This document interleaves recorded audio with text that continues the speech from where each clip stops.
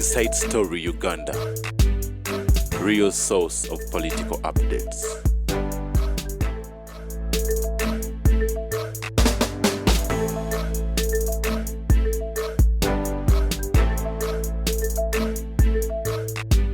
Obutambi buli fake. Ebintu ebiri fake. Kati lwaki bali baga kutwala mu koti mu bintu ebiri fake. Nabagamba. Ti omusajja yakwata osobola okumalira ebirowoozo ku kintu ekiri fake. Nabagamba yampa sente zange. Aha. Nazikwata. Tezituukanga. Akubulidde ensonga. Anti ayagala mbeere neutral. Ndasalawo dda side. Mu politics mulisimbu. Wasalawo dda side. Ati yangoba mu state house. Kuyise kati mukoli. Identified my potential. Bana kwa evaluation. Omusajja mbabazi yabaga nti oyo omusajja mukubi. Yankuba 2.9. Nakuba Besigye namuseeka wali. Kakati yono nagamba nesifunyemu.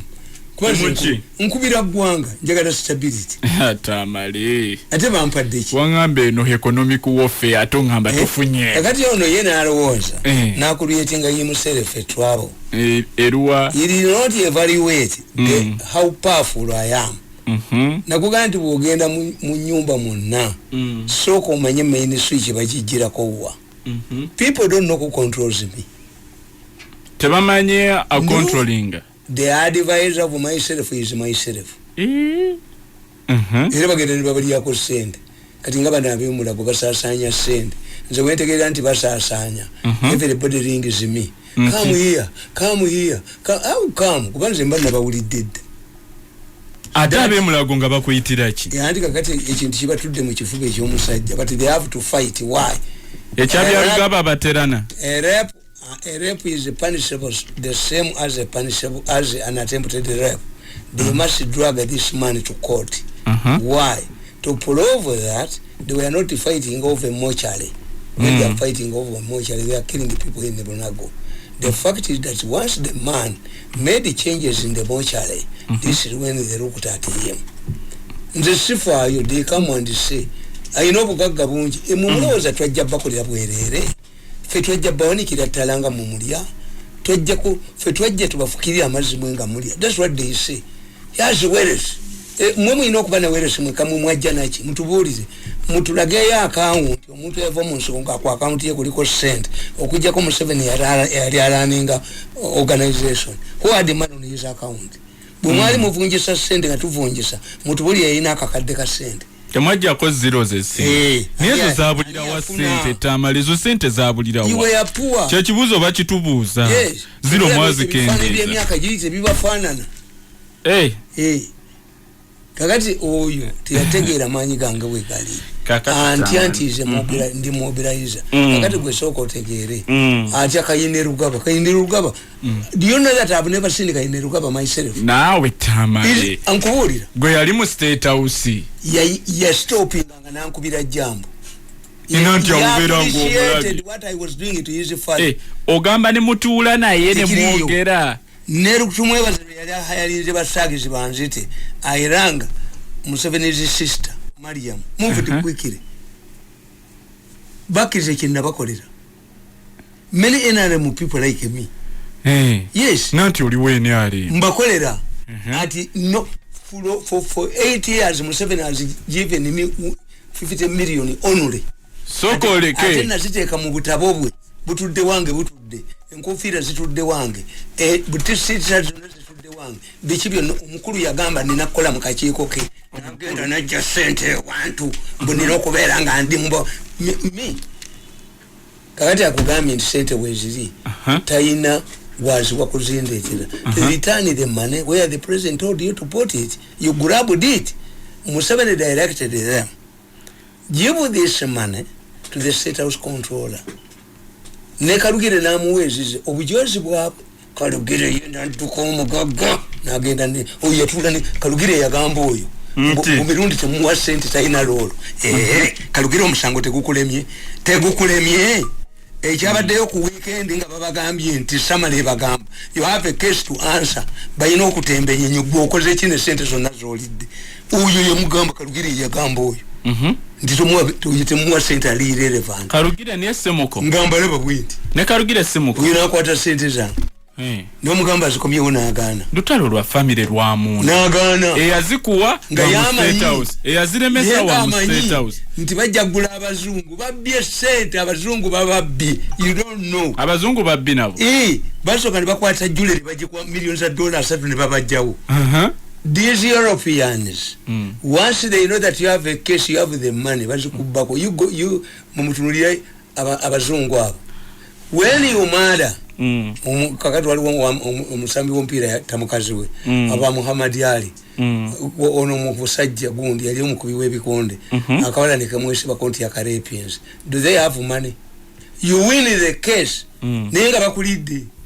You must hire the best lawyers in America. Kakati sente yaziremera ng'alowooza tinze nja kujja. What a challenge have I not faced in the last 8 years? You suffocated my family into submission. No. Bufeke sounds boy nga bwogedde. Sisobola. Ku muhozi tava mu mawulire. Bamubikidde. Sajja mugambye tibwe nayogedde ne big man tasobola kuwogera yo not marketable. Ate singa mugunze ekirala gye Kasembera nali mugunze ekirala n'ekyemulago bakyogeddeko mwaka akatambi. Akali feke. Nti ekiri emulago. Waliyo mafia fellowship ba agents bayo bebattira abantu emulago. Nenge ebidi fake ebimu tubiraba ate nga buli fake anti. Anti buli fake. Tamale. Because they are fake. Ba ekyokubi kye bakola nga bayambisa eyo strategy to suffocate me into submission. Natandika ddi okukola mu government. Did I enjoy 5 billion bezajja mu kugundi yange yazitwala? Bezajja mu office yo. For this man was mobilization. He should go to New Vision. Am I a New Vision type? Katavanika kajiji. New Vision is media center. Nali kukubye guninkuta. Can you join become a platoon commander? Can you join become ebimujo gabanaku? Nze nakola omulimu gumu ne ngenda. Siridda mu government muno ne bwompo bwa minister. Tamale. Namala. Abaganda baganti amadira ge gamukwasa. Ekati gwe abantu bonna mu bwetusoma political science. Amadira somebody cannot come back. Kiva mu Bible. Lazaro bwe yakomawo ku nsi talina kyamagezi kye yakola. Lazaro. Ebitabo by'Abayudaaya bikugamba. Lazaro yatambulanga atagala ng'ayogerana n'agira ng'obwana bumulusanyirako. Jesus wanted to prove that if a person dies, he cannot come back. Jesus yagala kubalaga nti nsobola okuzuukiza omuntu. That's all. Ne Lazaro mu Bible Lazaro alina mu paragraph simeka. Don't you think that a person akomyewo ku nsi bali mubuze ebibuuzo bingi? N'atunyumiza biki ebibaddeyo. Omwana wa Namwandu Yesu we yamuzuukiza mu Bible yayogerwamu. Briefly. In fact, a quote of the Bible was written by Saint Paul. Atagenda ko muggulu. Who was fighting God? Yali Saulo. But you don't get anything. Obete two came back. Yakolaji. Nyerere yamusanga wano ngatamidde omwenge. Kumachanyi atamidde lyalira. Naita muwanga. Paulo. You see this man. Why don't you remove this man? Paulo mwanga namugamba ti why don't you talk to him? Nyerere nafuulwa I'm late for Dodoma. Nekagenda kyona bamwanga bawamba oboti Nyerere yamugandi Paulo kawunda yajano nasanga oboti ngatamidde n'akaaba. He was a shadow of himself. In fact, if Obote did not come back, yaligenze the dignity. Obote wa eat see you no. Yali with the munyo. Apart from talking oratory, a little you. No. Government yena. Walabako UPC nga yetemiye mu luli mu nkaga. Obote yafuna UPC science, UPC syndicate, UPC mfungulo, UPC nkomba, jinja yiganga kamuli, UPC Buganda. It was splitting under his watch. Kubuli omu yali ategedde ni muzee yakoze eki. And this is one of the characteristics of Ugandan government. When you see panic in a government, it has cracked. Hey. Eyamini Charlie Salube. Yalisa mulideo. Charlie Salube mimi namuga nti gwe jangu tutese nkulekera okuyinza n'abaana bangalube nasiri wala. Agenda. Yamutira mu kkubo. Amini yefula hambo. Mustafa disi elia wambia Amini. Amini namuteka akabenje kamutoka. Once you see cracks a Mary tukugamba tiwolabe Mary nge message ze kungulu kitegere is sinking kakati amazi gatandise okuyingira mu cracks a message idda wagulu one of the characteristics say a sinking ship is to fight kubaka kali kankoboli oyo amarobozi bagamanyi n'ebyuma byabwe babina oyo tebamumanyi ayogera tebabamanyi again when I was talking to the big man ayogera ku Bobi Wine mwita big man ayogera ku mawa rwanda intalo za Tamale mawota zibajiza rwanda kankubolize kase kibina sakolitako kazi jewe audience nabo opposition ani natadeko kagondi ka recording ku Tamale Mirundi official esawa nya ezekiro kaliko emitwalo 3 anti kali mu meeting ye mulagonga pa planning ro no musajja ku Tamale Mirundi official wakataddeko kumenya machine zino za amaanyi kati batidde ba communicating ira ku emails nazo zikiraba email tozi unze kulage miso kankubone miso batu ko kwewandikira kupapula nabone embukwata opapula n'omukwata oli muzimu ne bagenda bagula obuuma bwa malobozo bakagula miliyoni eji bwa bachayino yogeranga mukazi kakati kankubone the mistake they made bambala bubi but they underestimated my resolve. When you are fighting a self-made person, self-made people are usually very arrogant and they lack spare parts.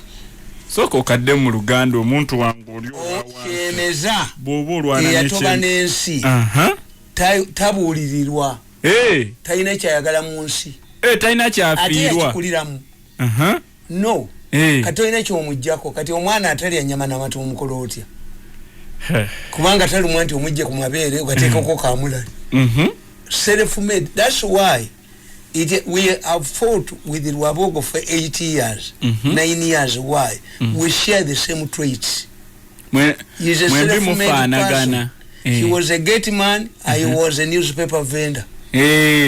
Kati kufena urusalo terugwa yes no bulala bon katabanika kajiji kaduka ntwe yepusi yaduka ya musibula nja kugira akatambi nga musibula ani asibula munne ntwe yepusi ya sibulono ngate nga musibula lwaki tebali mu kutimu the intention of this command is seen by everybody was sending a message to this man na kuduka koda openly. And without that command, these people cannot move. Kino kye twalabye mu social media nga akubira saluti agamba kukatambya kali fake. We must choose only trusted people. None to trusted people are useless. Kabadde kamazo musibula titemye. Era kagenda mu nupu kuma bugagga bwako katema asa kama lokutegera nti nupu yide nikatema n'entwe yako obutuba libusaza makansi na jirita an opportunist nikakubata mama kabadde kalagono nga do you believe nti babadde ekintu basobola kyerezinga oba ekigano okufuluma wabadde wo amawulire omulala they were sending a message kuya ayogera ti akasajja katemye nti bali bombi nina byesimanyi kamgi that is my blood I'm not abandoning you blood is thicker than water bukamugambye baluganda nikali okakatema n'olutwe lwako n'obutwe bwako kagezi mbabuli akasajja ako abantu abafuga government ya Museveni bali aba ani nani uyo mwana netumwebaza ani nani nabi police byolaba mu government byabana abo ani nani ne babiteeka mu cabinet era tomorrow abo be bafuga government on Monday there is a report which is going to be submitted to cabinet evemulago report evemulago bali abajitese obo buli parish jola ba mu government yonna bwe bugikola kyobola ba mu 78 mu bugimuleta ne bumubba bugireta nga buyina no opposite mu buna agibbira obubiri obo katala bakatawanye mwanyi tuve mu coffee association gosa so kubera minister wa agriculture oyina mitije mwanyi mekakalenje gwe abo banene boyita akalezi banene mu kwanga watu ate bwantegererawo ndembu kubanze kacho era ne bakufumula bakugoberawo bakutegeera decide Museveni against me nayemba sinza amagezi my advantage is quick reasoning babo bateka ko tape Museveni kept it quiet he closed his eyes for 2 hours then he moved at me Mr. Mirundi, why are you abusing me? Said I'm not abusing you. Said is that not your voice? Said mine. Yes, the voice is mine. Waliwo musajja babakwata akawala kabo keddenga bakavunisi waliwo musajja akampo akabina kange nesenze muliko Tamale bamuyita kasumali akampo akabina kange nesenze owe for me tugende maso I said I asked the president first of all which meeting is this? Was I addressing a rally? Was I addressing a church? Is it a sermon? Yes, on radio. Nakakanule ntwe. Nga nsembere bwinti nkaskenka yes. Museveni yimine no kwimiyenga nkayude yo bwinti nkakuba ku kisenge. Nani kamaze. Blood sergeant the trumpeta bintu byebyo. Ngendo kugira wento kwiyanga kulumye kimiro kiwanduddewo. Blood sergeant I have no control my blood. Nkuyola. Chovola by avoid them. Their people have not seen for the last 9 years. To sink on a kuri yomati munene kabusenga. Toyinza kunkuba mawuli mbonde mulalo. Nkoli kose and they will pick up single to sell his farm. Ajja kusosha millions ange 10 alibo kukola ne kabuli to teach these people mercenary journalism cannot pay. You cannot protect it under professionalism when you are hired to attack people. Kabusenga will pande kulubi. It would be in Kabia's interest to ask for the new vision for money because he will sell his farm. He will produce imbeciles. Yes. We are jokers. I'm not a joker. Kagati nabuza president. Naliruda. Ngobuza. On radio. Kakanu Thomas wekatinga kapa makukubu. Nenkagamba you man. On radio, any radio program must have a moderator. Where is a moderator? Ngatali momo. The president nagandi I usually listen to his programs. There must be another person. But this person is not there. I take it obulimba bwabo. Kati obaddamu ki abali bakupininga. No satudde ng'omugugu. Makalima atudde wali. I look at these fellows. Nenga nego barwana naye bamumanyi. Kubonna ni ayina emirembe. Kubonna. Bali mugambo nalwesa ine ebyuma byamanyi byange bifungula tibyo biraba. Ebyuma bitya. Bitenda mwe ine ebyuma. Ngebibyo. Ebyo ku mutwe. Batamani bange bagenda muyu yamu ngati balabayo. Sakoli Tamale. Ebyuma by'ekibira. Mwenna muyina ebyuma. Nabyanga babitenda. Batonga ya byuma.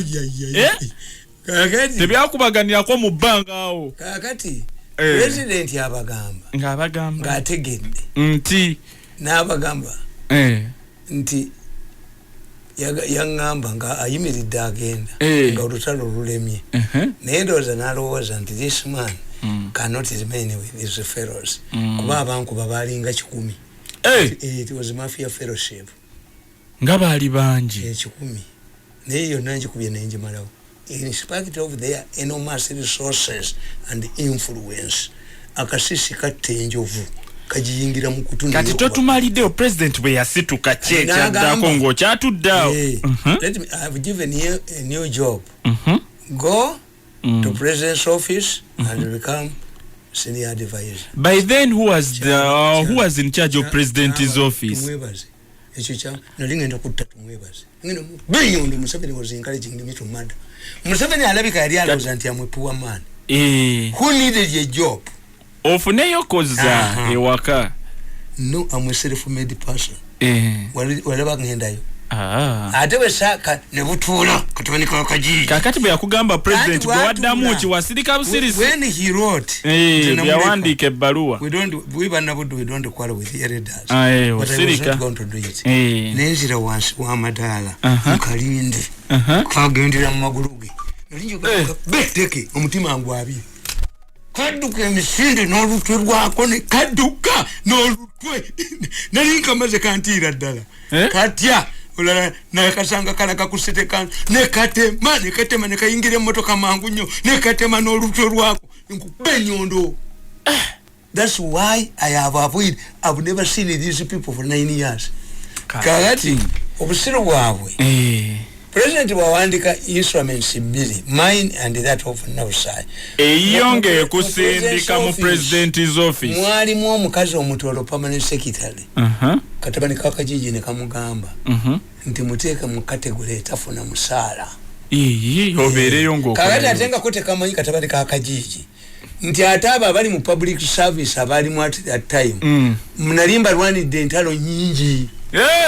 They ask. We have two instruments. How can this man omanyete eriyoba advisors abatayina motoka? Eriyoba advisors abali ko padiem. Lwakuba babbi.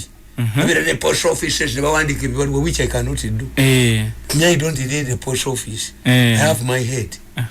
Kagati tumwebaze n'agamba oyo omukazi omutoro mukadde ayine embugu awandulandus n'agamba nti mugambe bamuteeka mu category etafuna musala. Nze naseka busezi nga balowooza mbukajja I can give wali mufo oli kawunawo mbukasobola okutwala media center nali ninze amwintuli nka benyondo nkatire tulidde waawo bulungi ebbaluwa bwetuukayo nti obere mu category etaweebwa musala tewali nnyayo. Nze nayawukana Museveni wano biribi yakola byali bibye mweba ngamba tuwaddayo kohe nakasero n'okimayo n'entebe n'ebikinti entebe yalimu ebintu bankubira egundi nti entebe evaamu emisota nabiwulira ebyo nenjaga obikubuuza entebe nagenda nayo nga bwenjituulamu editekitinga ddenja era eriko kamera eriko sensa bamuleeta nga yeya. That's why those people are dangerous. And we shall I've written a book. Yes, it will be worse than Rwanda genocide. I've written it. Change yawan. Yes. Why? Change of president. In Rwanda, these people were incited. They are Hutus who had married the Tutsis on their own. They were incited by Kabuga and his radio station. But in Uganda, do you believe you need a Kabuga to incite the Ingrid Byandala, to incite Byandala, to pick a panga, to follow those who stole the Katusi Road in Bamutuze Ebipya? Tabamanyi. You think Mirundi needed and my family an incitement to pick a panga in danger in case of a crisis, to look for somebody who has made my family suffer for 8 years? Do you think you need somebody to incite you? Do you think that in nursery who doesn't have a kid, bwemukubiye nemumusiba nti yabba million asatu mutano Ministry of Education nga abakoledde emyaka 9 kuba afunye omulimu gwa UNESCO, you think he needs incitement? Ono musajja emulago gwe babonyabonya bamusibe mu komera bakole batya kubagadde gwanika tatula n'abaana be mukazi we. You think that man will need a Kabuga to incite him to pick a pang to look for Diana? Tamale golaba worst things mu changing am 7 avudde ko tolaba yo kintu kya mirembe. I've written a book. Yes, we shall be worse than Rwanda genocide. Tamale anti nkubulira don't be a prophet of doom. Nkubulira nti fu abaganda tukuga nti osereza ligenda mugga unless they get these 4 years to reconcile with the people, not arrogance. This is will be a time for reconciliation. Omanyi tukita empathy. Nti gwojoga abantu emmese bwekapa bweberi emmese tetegera nti emmese yakimidde bayo bana bayo mmere okujoga obujozo omuwulidde bwajoga. But yes, I have his money, but you can tell him this and this. Nalyako ewammwe emmere nga nsoma z'otubanja kitange yeewolako ewammwe. Why should I? Why do you control my head that to give me my money, family yange suffering, nzenkera kukumira byoto waffe. Okume byoto. Era kasitaba baba salido musango nti bayina okutemba. Mageze. Nokola. Nenkuma. Nokume kyoto. Nembebaza. Kyoto kyekyo kye wakumye. Nga webazaani. Obujoze bugwe mu nsi. Mukoma okujoga abantu. Kakati wadde mu State House okima yeye Entebbe. Obadde ng'otulaba asindikako ne ku mukazi. Omukazi ng'eyuziza. Nga bantu rapinga. Omukazi bwajja. Nangamba nti omanyi Mr. Mirundi ebyaffe bya babiri. Njagala oggalewo ngoboolere ne muganda wo. Bwiba bya babiri. Ebyamwe bya babiri. Njalo okero house we nabateekanga. Gwe mbulya mu okero house nti mu office. Naina mu muserikali wange ka wa police nga sagala ba maje. Nakale majaba wa orders ne nalweyiso. Yali wa police kayikola yali amumpadde yamujja mazike. Ani oyo musajja. Kayikola namusaba omuserikali yandetera bwa mazike. Amazike gati. Nti tempa yange enkambwe nnyo. Muleke Victoria oli yali akuuma ebisolo. Muleke Victoria mulimu ekizingo muli amazika amato. Je bamujja. Nemubuze ngagendo dirika naye. Which police station have you been working? Nanga from Gundi on the island where they are keeping maziki. Kogwe why are you here? Tanti bangambyo ina temp. Nenyumise zike neseka nokuseka. You can write a book about maziki. The way they kawandike. But by the time he went back, teri muserikali gwe bali bampadde. Ava wange nga tayagalayo. I'm a gentleman. Ndio muserikali bali balese baba terrorism. Abatayingira neno wagulu ne muganti bali basiramu. Mpoze ngojja kujja mu engato. Naye bali batuleke kyalinga. Abaserikali bali baba bonyabwe baga wante biliyo. A government uniform is a government uniform. Tayose motoka. Nti nzanze kulira oluji. Akagula tekali yomunda. Wekali. Abali most of those people are more educated than the politicians they are guarding. Stuff. Yes. Tebachekira. They need a course. Arrogance. Neto malide yonge gwalalize lyuziza wano wonna lyagala ebyamwe Entebbe yange nenjitulamu. Entebbe yo. Nekankana. Eri detector. Detector nekankana. Nengamba omuserikali nti omugamba jemu kabuti. Nga yeyuziza. Blouse yonna. I would have been arrested for attempted rape. By these same people. I was poisoned 5 times. Olabo olumoto tugende London. Chokola nze shiriki. Entebbe yeyo yakuyamba. Shiriki yikiririzamu. Shiriki. Tuba tugende London. Ne batugamba. Immediately. There is a function at State House. Cover that function and send us the pictures and the stolen email. We entered. Bagenda okebera kamera zitugenda nazo nga temuli mwenjaga. Nga kamera ziri mwenjaga. In London. Yes. Nga kamera ziri mwenjaga. Ziri mwenjaga. Yes. Mwaina ko agikozesa. I told the security State House nemaganti I did the logic. If any of these cameramen knew that we are carrying marijuana, they would have powered it. Because the machines that we are going to find in London are the same machines that you have in the State House. What type of local are these? Maybe there is no blood. I did not see many local in the State House. And I write it in my book inside the palace. That's why I regulate. You regret what? Omukazi nyo nga survives ababuganda riots. The reward I received is that kunkanyuka kasasiro. Kakati ekyo kyabalema. Nebaga new vision milioni 5 ekyo tumukonde ekibagamba. Ofune salary ya milioni 5 ku new vision. Milioni 5 ziganika kama. Ndi mutte. This is not money. This idiot Kabushenga had carried out for 6 months negative articles about me. Mumpapula. Kakafekete kabuke dako tulisishinka na gwe. Oja kusasula ne bazukulu. Museveni ayise nyina wa Mirundi amukebera omutwe headline. Abasajja babwedde ne bagasasanya ku kyalo. Abo ku kyalo. Muri ndakavudde Kampala. Mukamirundi bamuyise mutani we bamukendi kukwata ko Kabushenga ne kulubya. Allah tuyambe tuleme kusisinkana. Obusungu nga bungi tabukuleta stress. No. Obusungu botereka ku mutwe. Very malicious. Even Jesus put a crowback mubasanyi okubabe bakola tebabimanyi. No, these people are very malicious.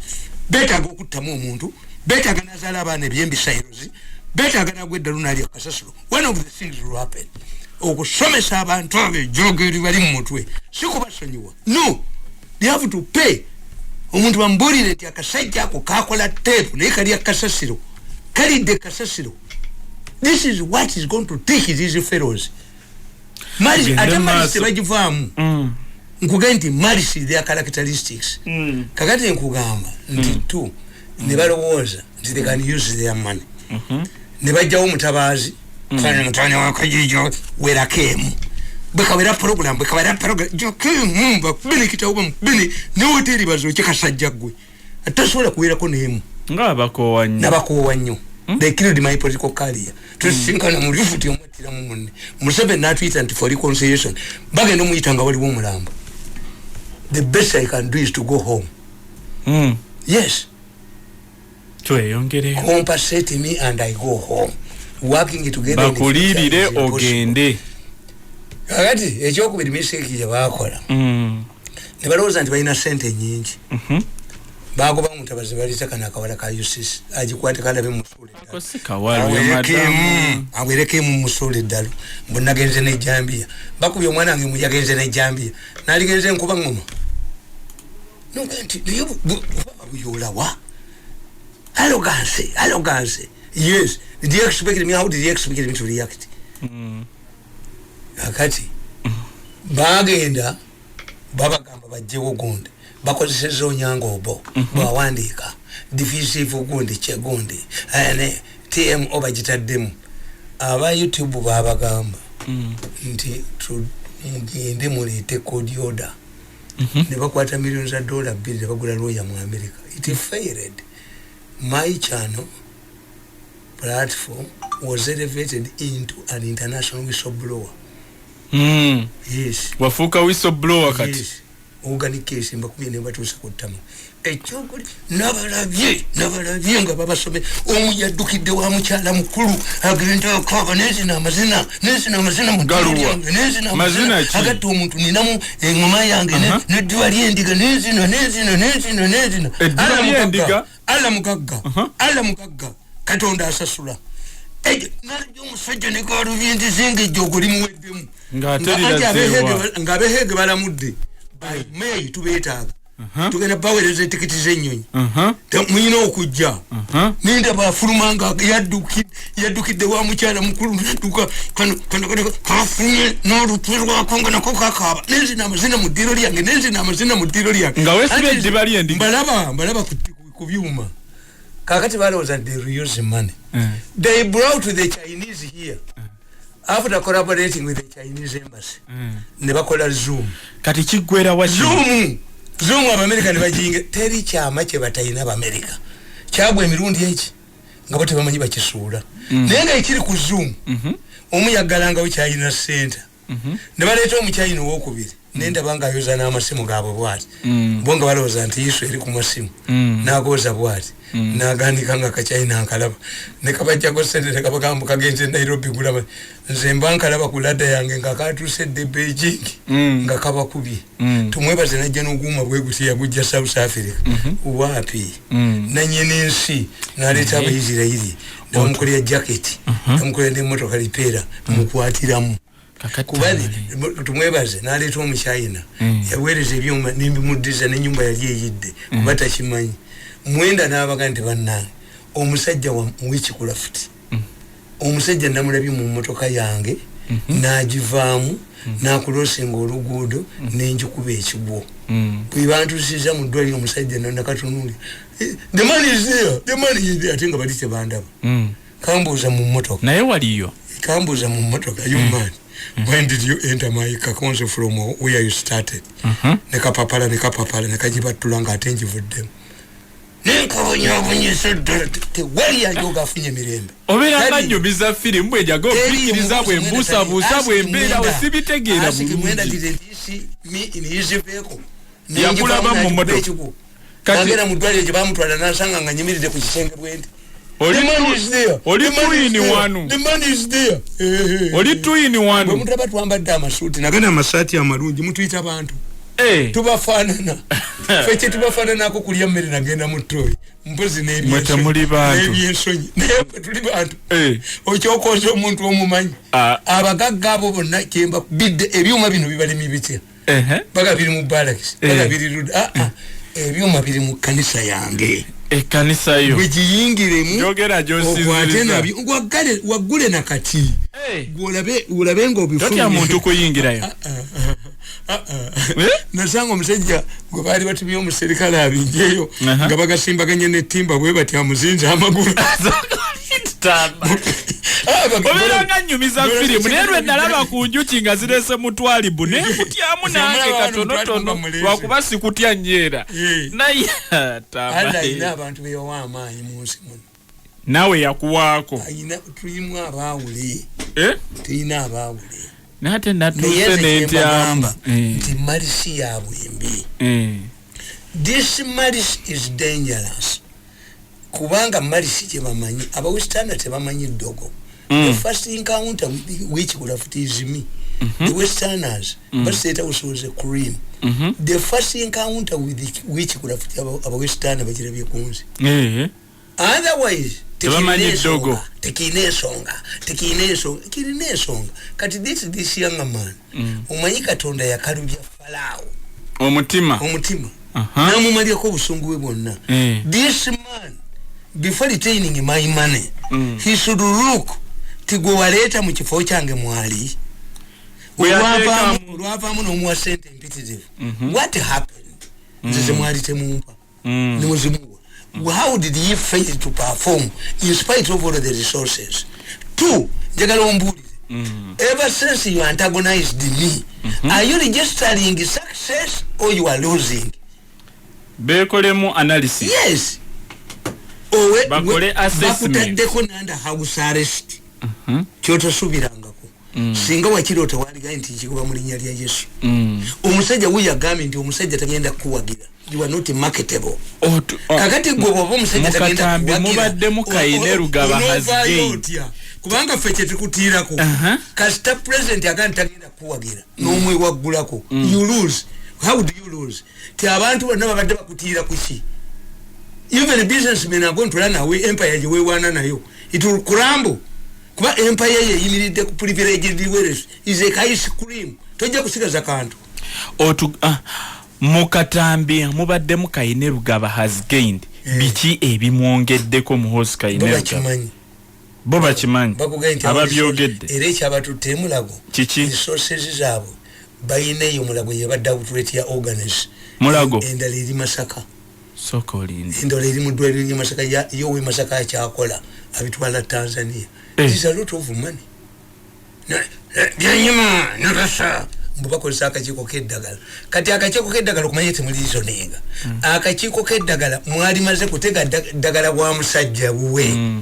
Ne mugenda okusaakingayo ne mukola ki? Mulisanga. Yes, this is what they did to Owoli. Owoli yali musajja. Kakati Owoli omukazi ono gunde gwatudde omukadde ne mubba ne mudduka ne muddira ettaka ne muliteeka mu kawunga kaponye. Do these people really in a situation of crisis need the kabugazi to incite them to pick a pang? Bemujoze bwe mutyo. Speed control. Sit down yanzi balokole. Reconcile. Ko kyali ku kikumu musanvu katonyeza ngenda palo of Africa ekula lyogwe omuntu wa bulijjo. Kyali mu program The Patriot moyo gwa gwanga n'omukuku na Joseph Tamale. Museveni yali amini ne banzeta mufunye eki. Oba president ogenda bufu. Because I would deny you. President agenda bufu. The battle between a rapist and a victim is centered in one place. Where the rapist wants to penetrate and where the victim wants to protect. I cannot allow you to be president of this country. This is the battle. And you cannot kill me. You have two options. Killing me or imprisoning me. All of them are risky. Highly risky. That's it. Family ya bwetesigala mundu. Naba nene ngaba basibye banje kati Tamale kwe tebasobola kusiba. Tebasobola kutta. Mwendo mubuuze. Nti omusajja omulabako mu mmotoka yo. Nga totegedde wakiyingiriddemu.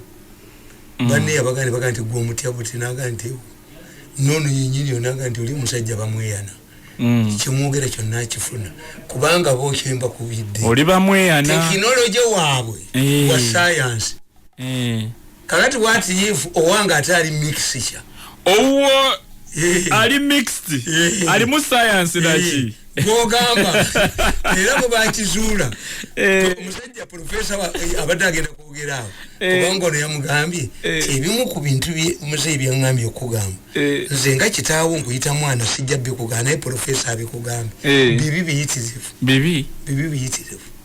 lwaki tasobola muwagira kakati professor yabaga ntuzo 14 nabaga nti I've examined this man is not an ordinary human being ajabba kubaba gundi chairman wao nirida mu rujali walo niriyimirira Mirundi, I know you bagged in my house. Now the machines you are using were given to me by Museveni. I'm going to say anenari man. What I did to you, Mirundi na kwagalira mukazi na kumachira babwenti kiri mu rujali waje. How did I bag your house? You were stupid. You bring the technology to debug it. Tamale.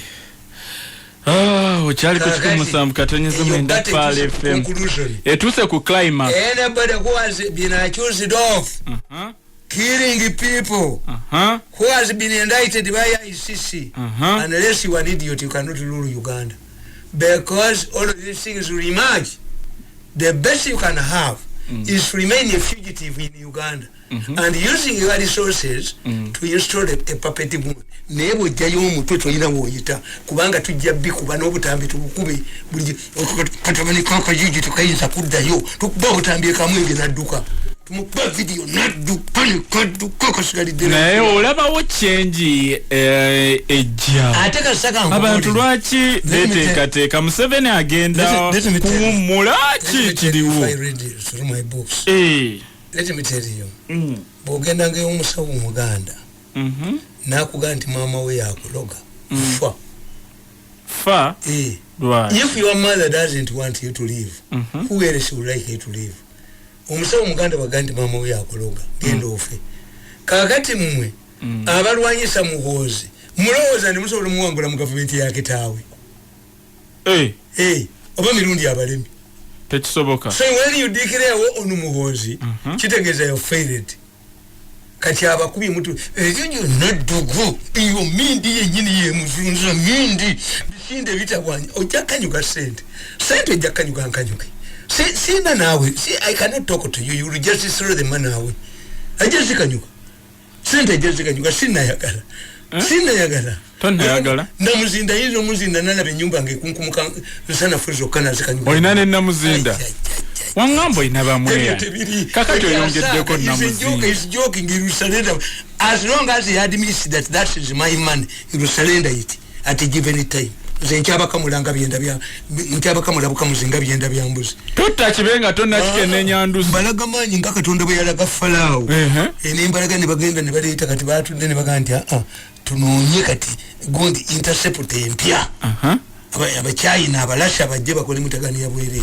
mbayina ko superiority buli we mutula we namba funa why bimu zizaba yingiradda kalondozi research eri mubiri mu barracks te wali wanu kwabo sente ze bayina omuserikale wa Museveni atadi tunze bya Amerika bakuba nachobe ne bamufulumyamu kali kankobolize bawa nachobe enyere yagenda mu yeyo nono musajja mu muzimu muri baki. Do you have children? Do you have parents, you people? Younger girl? Younger woman? Do you have parents? Do you have children? Do you have relatives that will just humiliate people and you go away with it? Mbawemi. Nze nkubulite. Yes. Kakati njagala olwaleero okubasomesa mafia bwekola. Tusomese katabo kyako. Nawandika katabo kano. Naye. How mafias manipulate Museveni and the population. Tembategera. How mafias. Katabo kano nakawandika.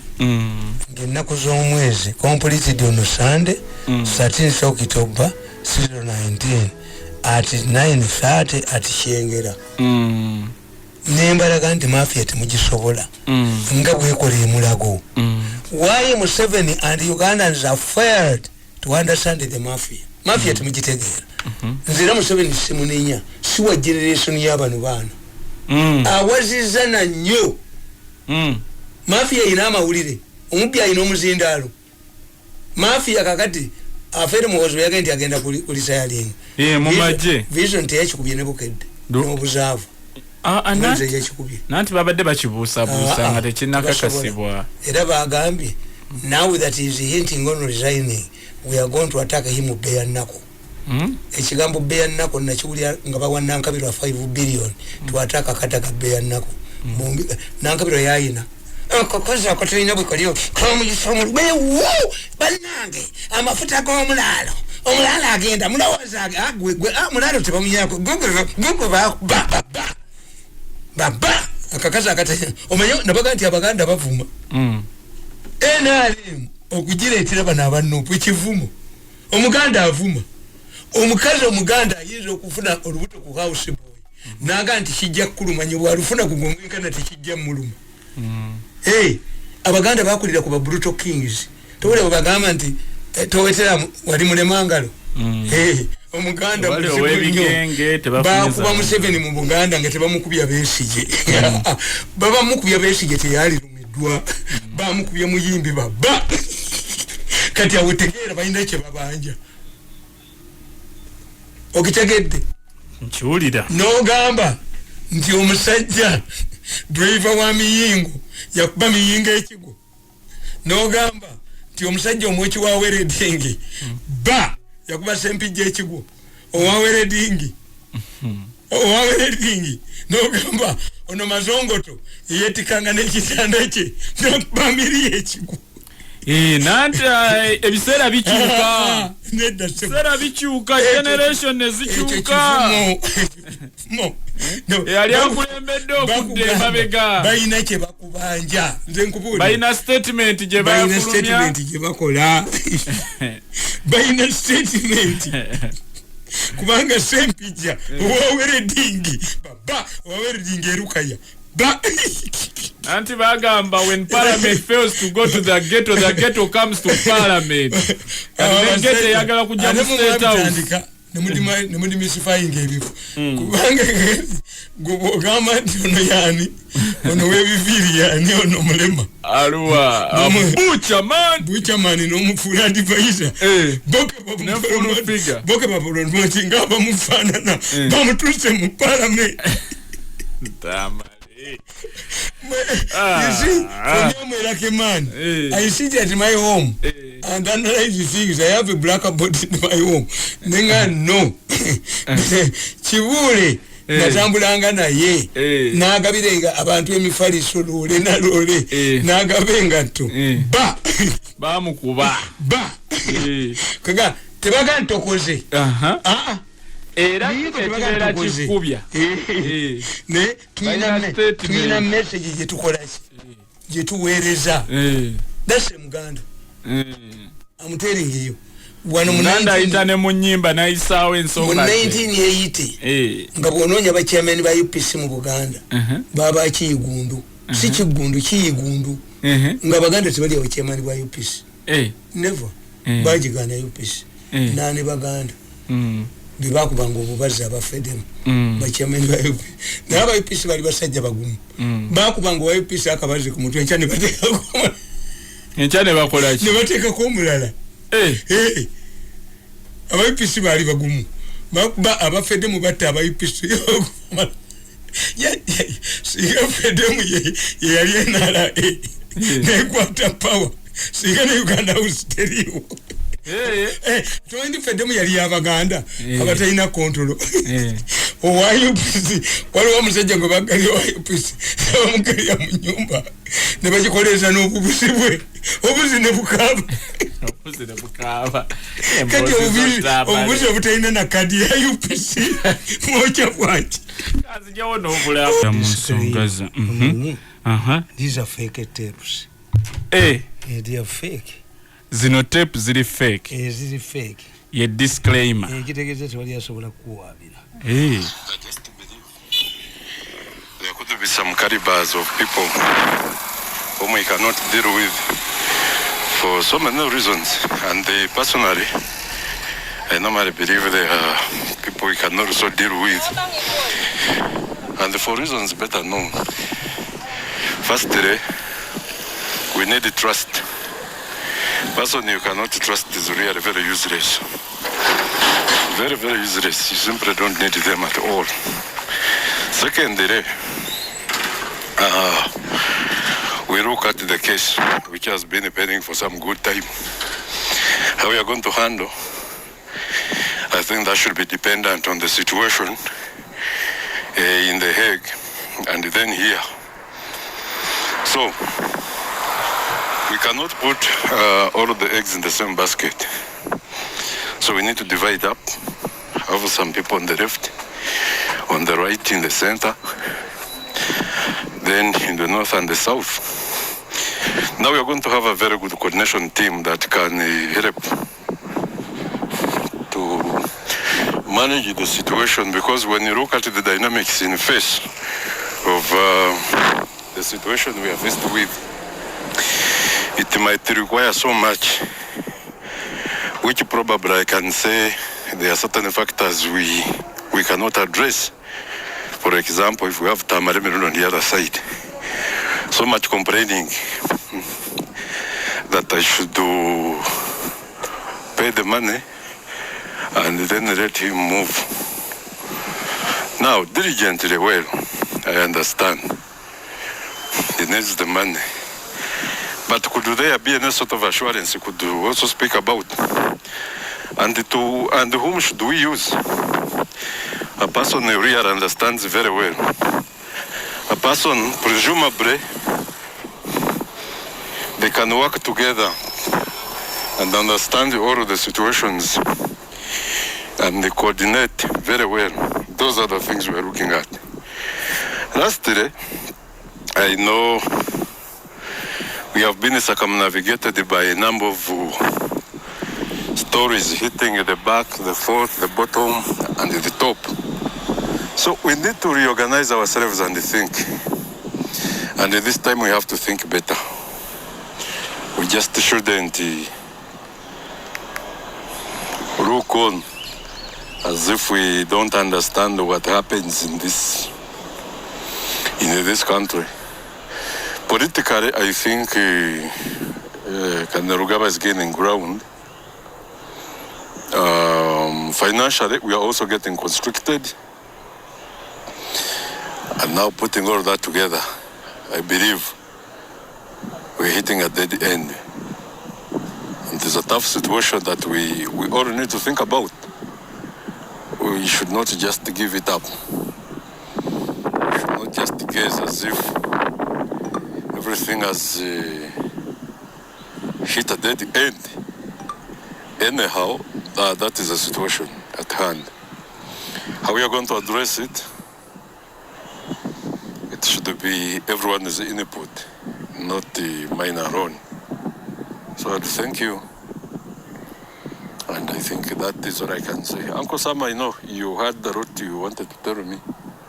I think it is the time. It is the time you really tell me what exactly you wanted to tell me.